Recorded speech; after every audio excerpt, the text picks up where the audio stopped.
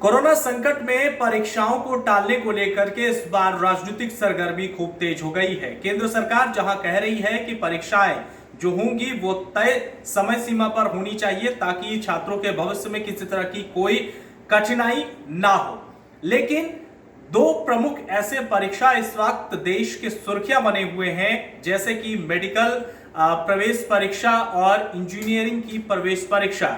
दोनों परीक्षाओं को टालने के लिए विपक्ष जो है वो लगातार केंद्र सरकार पर हमला कर रहा है कि कोरोना का संकट है, ऐसे में छात्र जो हैं किस स्थिति में परीक्षा हॉल तक पहुंचेंगे, कैसे वो परीक्षा दे पाएंगे। हालांकि इसको लेकर के अब जो फैसला है वो उच्च न्यायालय तक भी जा पहुंचा है, लेकिन केंद्र सरकार का यह स्पष्ट है कि परीक्षाएं तो तय समय सीमा पर ही होंगी।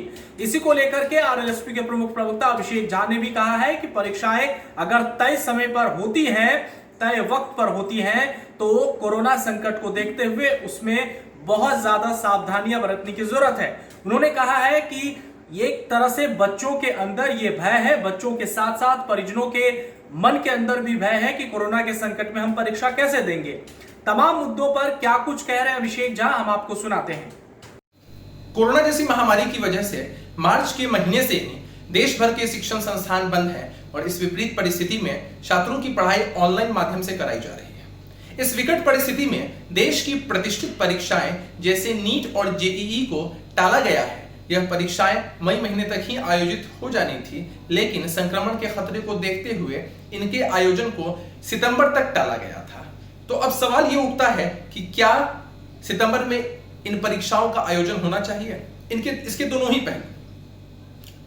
जेईई और नीट की परीक्षा में लगभग 25 लाख विद्यार्थी शामिल होने हैं और इतनी बड़ी संख्या में यदि विद्यार्थी और उनके अभिभावक देश में एक जगह से दूसरे जगह परीक्षा केंद्रों पर जाते हैं तो निश्चित रूप से संक्रमण का खतरा बढ़ता है और उनकी जान को भी खतरा है।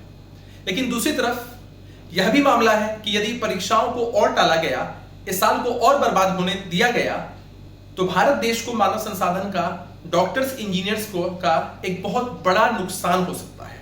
सुप्रीम कोर्ट ने भी अपने जजमेंट में कहा है कि यह परीक्षाएं समय पर ही होनी चाहिए। मेरा ऐसा मानना है कि यदि सरकार इन परीक्षाओं को समय पर आयोजित करवाना चाहती है तो शिक्षा मंत्रालय को और इन परीक्षाओं को आयोजित करने वाली समितियों को इस बात का खासा ख्याल रखना चाहिए कि छात्र और उनके अभिभावक सुरक्षित रहें। परीक्षा केंद्रों पर परीक्षा केंद्रों की संख्या को 2 गुना 3 गुना करने की आवश्यकता है। सोशल डिस्टेंसिंग का पालन होना चाहिए। परीक्षा केंद्रों पर प्रॉपर सैनिटाइजेशन और मास्क पहनने की व्यवस्था होनी चाहिए। एक कक्षा में जितनी भी उसकी कैपेसिटी है उसका बस 25% या 20% विद्यार्थी ही उन कक्षाओं में होने चाहिए। यह सच बात है कि यदि परीक्षाओं को और टाला गया तो बच्चों में अवसाद का भाव आ रहा है, अनिश्चितता का भाव आ रहा है। लेकिन यह भी सत्य है कि यदि ये परीक्षाएं आयोजित होती हैं तो सुरक्षा मानक एकदम सही होने चाहिए।